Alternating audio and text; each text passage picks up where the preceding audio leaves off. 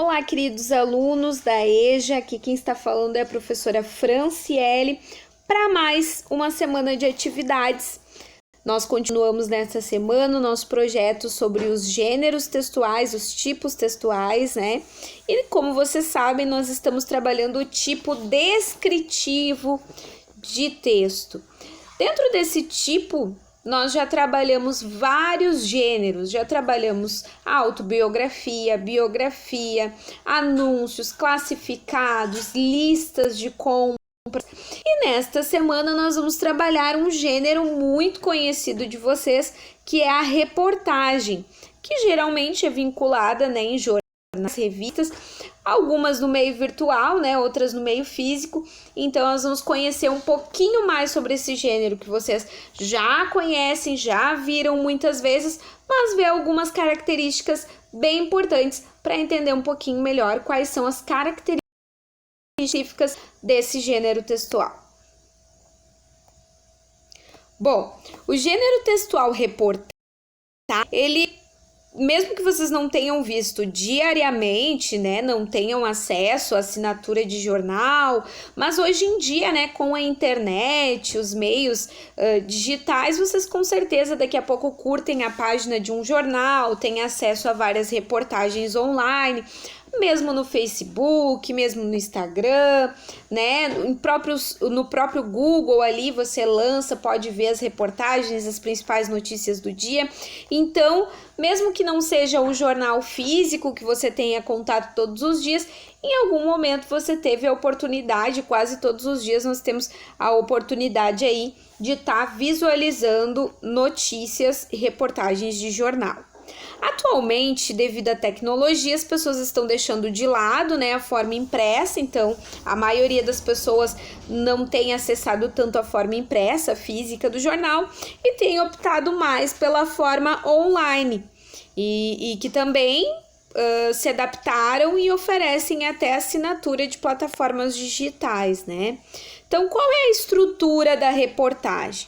A reportagem, ela é uma escrita dividida em três partes, tá? A manchete, que é o título, né? Aquilo que chama atenção aos olhos, né? De quem vai fazer a leitura ali. Então, sempre quando é escrito uma reportagem, o escritor, ele está pensando, quando faz o título, em chamar a atenção do leitor. Então, por isso se chama a manchete. Depois tem o lead e o corpo do jornal. Então vamos ver o que é isso. A manchete, então, é o título, né? E tem como objetivo, além de chamar a atenção do leitor, resumir o que será dito. Além disso, ela deve despertar o interesse do leitor. LED ou olho é um pequeno resumo que aparece depois do título, que chama a atenção do leitor para o assunto e faz um resuminho bem curto sobre o que aquela reportagem vai trazer. E o corpo da reportagem, então, é o texto em si, o desenvolvimento do assunto abordado com uma linguagem direcionada ao público-alvo que vai ler, então, essa reportagem. Então, aqui vocês receberam uma leitura, né, como atividade 1, que é de um texto, então, de tipo descritivo e do gênero reportagem. Então, vocês têm ali uma reportagem que fala um pouquinho sobre uma professora de Harvard que ensina como utilizar melhor o tempo com técnicas muito simples. Então, esse seria, então, a manchete, né, do jornal. Professora de Harvard ensina a utilizar melhor o tempo com técnicas simples. O que seria ali? Como utilizar melhor o nosso tempo seria, então, a manchete nesse texto, e ali o como funciona na prática o corpo do texto. Chamando a atenção de vocês que o corpo do texto, ele é maior do que o que está aqui.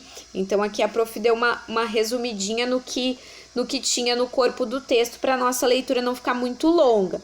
Ali onde tem o link embaixo azulzinho, vocês podem clicar em cima e vocês têm acesso à reportagem, então, online, de maneira completa para fazer a leitura, caso vocês se interessem pelo assunto. A atividade 2 é uma atividade de interpretação textual, tá? Então, a número 1 ali vocês vão responder se vocês conseguiram identificar na reportagem que vocês leram os elementos presentes, né, nesse tipo nesse gênero textual, e quais foram os elementos que vocês encontraram. O título da reportagem, né, que é a manchete, e aí fazer um pequeno resumo, né, qual o assunto, o que você aprendeu, colocar nesse pequeno resumo, um parágrafozinho é o suficiente. A atividade 3. Qual é o nome da professora responsável pela pesquisa? Pessoal, todas as informações que precisam ser colocadas na atividade 3, elas estão na leitura. Então, voltem na leitura ali, voltem ali no texto, deem uma olhada de novo, leiam de novo com bastante atenção, que vocês vão encontrar todas as informações para completar a atividade 3, tá?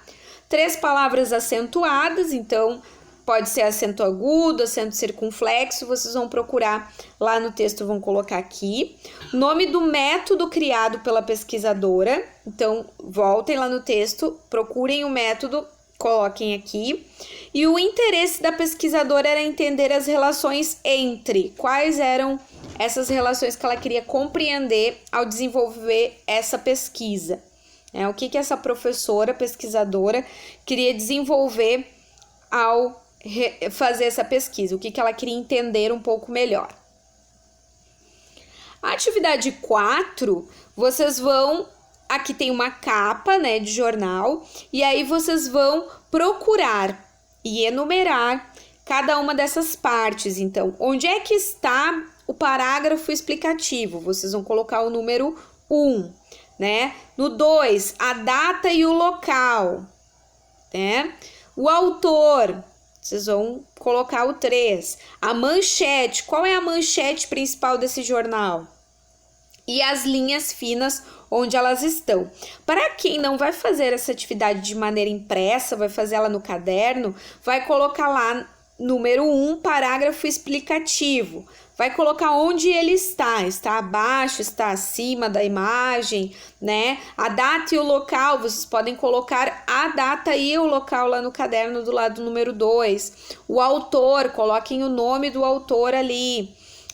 A manchete, vocês podem copiar a manchete do jornal, e a linha fina vocês vão colocar ali se ela está abaixo ou acima da foto, certo? Da imagem. Bom, depois nós vamos entrar ali, a gente conversou um pouquinho sobre o tempo, né? Estamos fazendo a leitura ali de uma reportagem que fala sobre a otimização do tempo, né? Como usar melhor o nosso tempo. Então, a gente vai retomar aí um conteúdo que é as medidas de tempo. Então, ali vocês têm um pouquinho falando sobre o relógio. Depois vocês têm um vídeo no YouTube que é só clicar nesse link e vocês vão ter acesso. Um vídeo bem bacana que fala bastante sobre as medidas de tempo ali, relembrando alguns conteúdos, porque vocês já trabalharam na etapa 1 isso, né? Quem já era aluno da etapa 1 já trabalhou um pouquinho sobre as medidas de tempo, mas para retomar, né? E vocês usam também as medidas de tempo do dia a dia, mas apenas para retomar esse conteúdo, então aqui tem algumas ideias. Então, ali, né, de lembrar que a semana tem 7 dias, o dia 24 horas, uma hora tem 60 minutos, um minuto tem 60 segundos, e aí depois você tem alguns problemas a seguir. Então, aqui tem algumas dicas, tá? Para resolver os problemas, né, que vão ser lá na última atividade, sempre é preciso ler com atenção, né? Então, quando a gente vai fazer a resolução de um problema ou de uma atividade, é bem importante que a gente faça uma leitura muito atenta, principalmente quando esse problema é um problema matemático, né? Ali é uma questão matemática, uma questão de raciocínio. É importante a gente fazer uma leitura, aí fazer uma segunda leitura, tirando os dados, né? As informações, os dados que a gente consegue destacar desse problema, porque é em cima desses dados que a gente vai fazer a análise, fazer o cálculo e então encontrar a solução do problema, tá? Então, é bem importante essa parte da leitura. Uma segunda questão importante a ser observada são os exemplos. Então, quando uma atividade tem um exemplo, é bem importante que a gente observe bem como foi feito o exemplo, como foi feito o cálculo, como a atividade que vai seguir depois que vocês vão ver, como foi feito esse cálculo, né, para poder resolver as atividades, tá? Para fazer essas atividades de hoje, vocês poderiam usar multiplicações, mas nesse caso eu quero que vocês usem apenas adições e subtrações, tá? Encontrem maneiras de utilizar adições e subtrações, certo? Terceira coisa, lembre sempre, quando a gente faz cálculo de horas, quando a gente está fazendo cálculos com tempo, a gente precisa sempre lembrar, calcular hora com hora, minuto com minuto, segundo com segundo, tá? Outra coisa, cheguei em 60 segundos, eu aumento 1 minuto, tá? Cheguei em 60 minutos lá no meu cálculo, chegou em 60, passou de 60, chegou no 60, aumento 1 hora, tá? Então, lembrar sempre isso, tá? Para fazer a resolução dos cálculos que tem hora, minuto e segundo. Então, ali vocês têm alguns exemplos, né, de como fazer alguns cálculos com tempo ali, com dias, né, com minutos e com horas e minutos, né, ali alguns exemplos de como resolver usando adições e um exemplo usando subtrações, certo? Depois vocês têm a atividade 5, né, que é uma tabela. Essa tabela vocês vão olhar ali, agora são, e aí tem vários horários, e aí vocês vão sempre acrescentar 15 minutos para saber qual o horário que será que vocês vão completar a tabela. Nessa atividade vocês têm um exemplo ali, ó, 11 horas e 20 minutos, e ali embaixo eu coloquei o exemplo, né, lembrando ali, calcular minutos com minutos, né? Então, não posso botar os 15 lá embaixo do 11. Se o 11 são horas, eu tenho que colocar os 15 embaixo dos minutos. Então, no caso ali são 20 minutos, eu vou colocar os 15 ali, certo? Então, observem bem isso na hora de fazer o cálculo aqui, que são cálculos bem simples, mas precisa observar isso aqui. Se vocês conseguirem fazer mentalmente, ok, tranquilo também, certo? Então, completar essa tabela.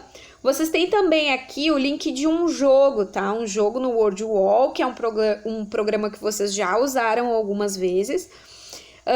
Um jogo bem bacana para vocês treinarem e testarem um pouquinho mais ainda os conhecimentos em relação às medidas de tempo, tá? Ver como é que tá isso aí para vocês. A atividade número 6, até porque assim eu coloquei esse jogo aqui porque ele fala um pouco do horário nos relógios analógicos.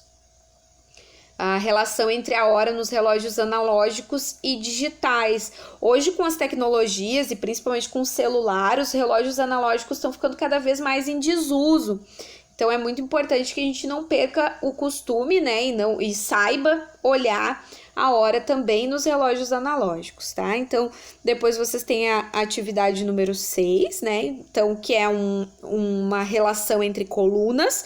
Vocês vão enumerar a segunda coluna de acordo com a primeira.